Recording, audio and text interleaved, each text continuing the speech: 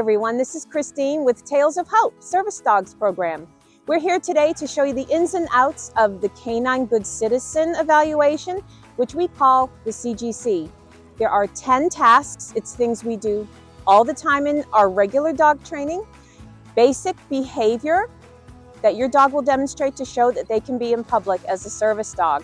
There are 10 tasks. We do combine some of them so that it will feel like less than 10. We're going to walk you through each of those tasks today, teach you how to talk to the trainers, what we're looking for the dog to be successful, and it's going to be great. Let's do it. Just a few more points about the CGC. The first thing is we do tailor some of the tasks for our program, so there might be some things that don't match up perfectly with the literature, but that's because we have an expectation for our service dogs. So some things are a little bit different. Here are some important things to know. Dogs have to be on a flat collar or a martingale. This, of course, is the martingale with the extra loop that the leash attaches to. No training collars are allowed. Having said that, accommodations can be made, and you will be told if there are accommodations with some of your handlers, where if a person has a disability and they need that training collar, Miss Suzanne has said that they're allowed to use that collar, and we'll let you know. Treats are not allowed to be used. We do say treats can be put in the pocket and you can get the scent of the treat on your hand if you need to guide that dog a little bit. Also, no sharp tugs with the leash, no pushing down on the dog's back to get them to sit or to down. This is supposed to be a demonstration that these skills have already been learned, so there shouldn't be a lot of forceful movement with that leash. Also, when the dogs are doing the sit-stay, as they leave their dog and walk away, their back needs to be turned to the dog. They can't just back away looking at their dog. So those are the important points to remember, especially the collars, the no treats, the no tugging hard on the leash. All right, good luck.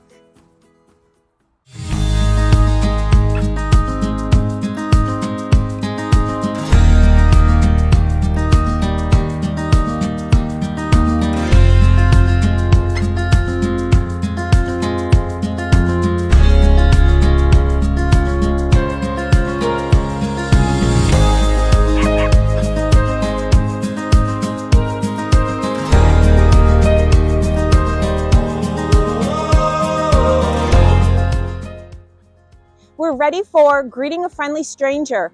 This first task we're going to do actually takes care of 3 of the tasks. Task 1, greeting a friendly stranger. Task 2, sitting politely for petting. And task 8, which is reaction to a dog. So I'm going to walk Natalia and Carla through this slowly and then let them do it again quickly. You're going to approach from a distance. Stop 2 feet apart, put your dog in a sit. Block your dog with your leg and upper thigh. The dog should stay behind legs at all times. Bump elbows and chat for a second. This is important because the message your dog gets is that you're comfortable with that person. So the dog should feel comfortable with that person. When you're ready, one of you will say, "You have a beautiful dog. Can I pet your dog?" Go ahead. So first, you're going to reinforce the stay with Kina. And then just rock forward and go under the chin of a dog you don't know. It's that simple. And then now Miss Carla's going to ask. And ideally we want those dogs to stay back behind. This is not about the dogs meeting. This is about the dogs showing self-control in the presence of a person they don't know and a dog that they don't know. Now here's what's important. I want you to turn around and walk away. Your dog needs to turn with you and follow you as you walk away. So both of you turn and walk away. And there we go. So let's do it one more time. Just approach each other right now. Here we go, Miss Carla. Stop right there. So what's important again is you block your dog, bump elbows, chat about your favorite ice cream flavor. It helps if you give them a topic, something simple. All right, go ahead and ask to pet each other's dogs. It's acceptable if the dog being petted stands up, or even if your dog stands up. Ideally, we want them sitting, but we don't want them lunging in front toward each other. Did you both pet? Yep. Very nice. And turn and walk away from your dog. Perfect. Thank you. We're moving on to the next task, which is appearance and grooming. I'd like to do this one as early in the CGC as I can. If you wait until the dogs have had a chance to get a little too rowdy, appearance and grooming can be difficult. So I always go in the order that I'm showing you on this video. All right, so appearance and grooming. We tell the handler that what's important here is to work with us to keep us safe. So I'm going to do it slowly with you first, and then we'll go ahead and do it quicker. So we're going to have the handler tell their dog to rock to the side. So you're going to place your hand in front of your nose and rock to the side. The dog does not have to stay standing the whole time, but we want to see if they'll give it a good try. Now, the handler needs to have one hand as close to the collar as possible on the leash, close to the collar. So hand on the leash as close to the collar as possible. The other hand is kind of toying, distracting the dog a little bit in front of the nose.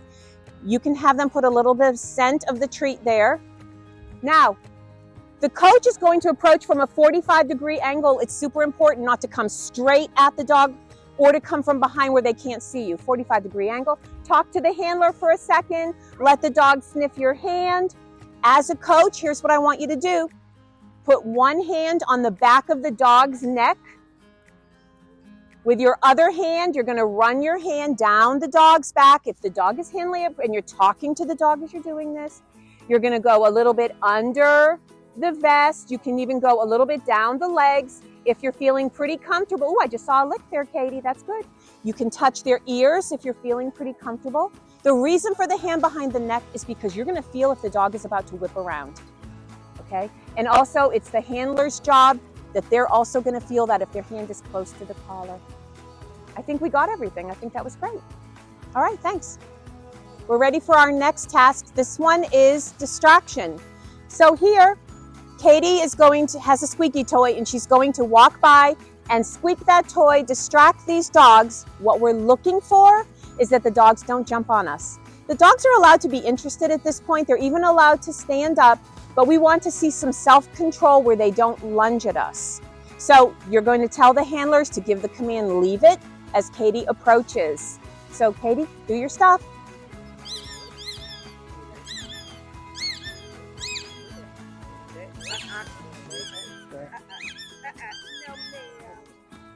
So that was all acceptable, leave it.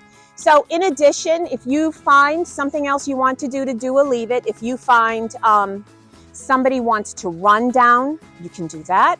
If a little kid wants to run up and down, if you have a stroller, someone wants to push that, that's another good distraction. Don't use tennis balls and don't use sticks because that's not fair. We're moving on to walking in a crowd. Here the dogs need to demonstrate that they can handle being in close proximity to other dogs and other people. And Katie, I would like you to, as a person, to walk in this as well. The thing not to do with your group is don't have everybody all of a sudden start walking at once. And also I find that people like to be given an idea of how to walk. So you're going to see me showing that. So feed people in little by little and then give them a way to walk. So here's what that means. Natalia, could you zigzag up and down the row? I would like you, Christy, to go up and down this way. And so the dogs are going to have to learn to maneuver around each other. Carla, let's have you just go back and forth right here, like this. And Danielle, can you just walk in a circle around everybody? And then, yep, you're just walking around. Then periodically, everybody halt. And then I might just say, Carla, walk. Weave through the other dogs. Katie, walk. I didn't mean to be so sharp with you. Carla, halt. Katie, keep walking. Let's have Christy and Danielle go ahead and walk your dog.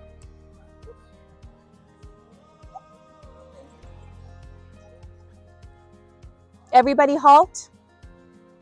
Everybody halt. And Natalia, walk your dog. There you go. Beautiful eye contact. So we're just looking to see, we're not seeing snapping, we're not hearing growling, that they can handle this. Everybody halt. Give your dog a scratch. That was so good. And that's it. The next task is out for a walk. Here the handler and the dog are demonstrating that they can walk, the dog can walk with control on a leash and do some simple maneuvers. We expect the dog to do heeling, halting, left turn, right turn, and about face. And what we have found is that using signs seems to be more clear for the handlers than us shouting out at them what to do. Every coach is going to get a kit that's going to include this course with cones and the signs to help you out. So we have here Christy and Elsa to demonstrate our course. Are you ready? The sign says start. They're going to move to the first sign.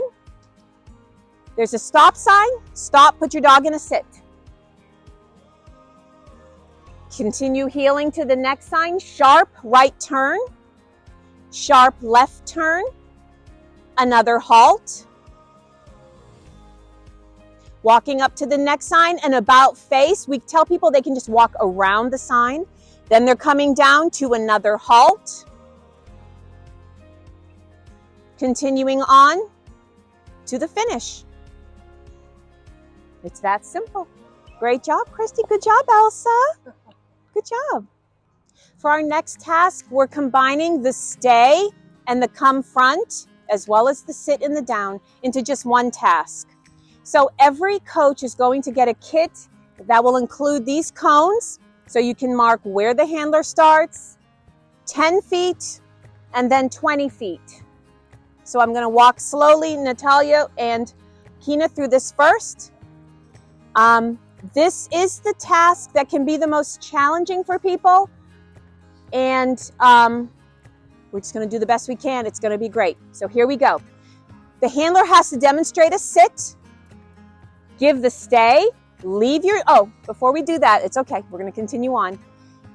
The handler does not have to put their dog on the long line, but the long line is here for everybody to use.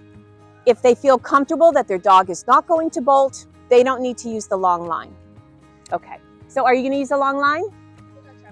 All right, let's do it. So at first, dog in a sit.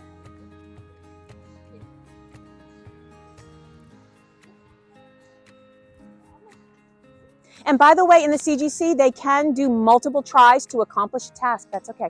Give the stay. Natalia's going to walk 20 feet. So she's going to walk to the red cone. Turn, hold your hand up to reinforce that stay. Go back to your dog. It's important to tell the handlers that they can walk kind of quickly doing this. Now it's time for the dog to go into a down. Again with the stay. This time walking to the yellow cone. Turn, wait a beat, and call your dog front. Excellent, come front.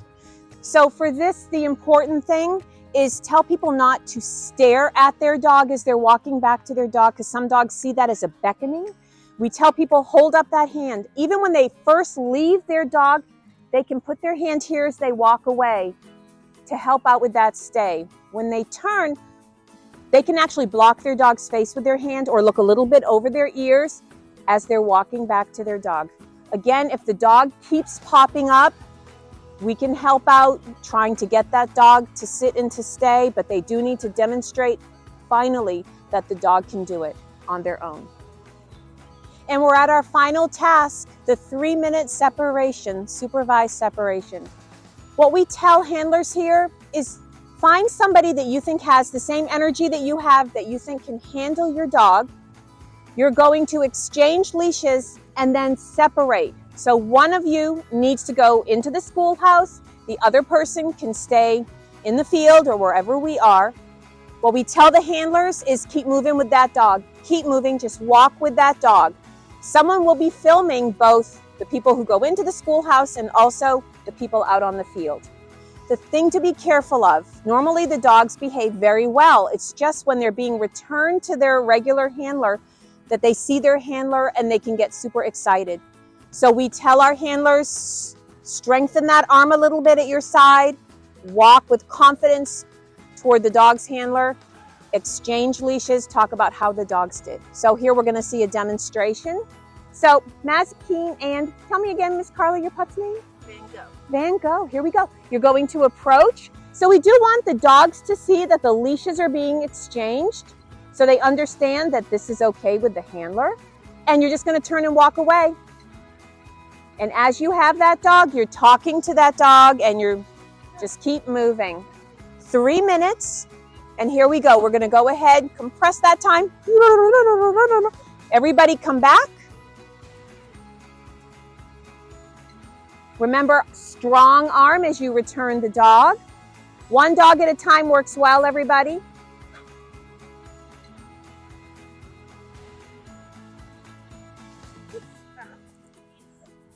And there we go.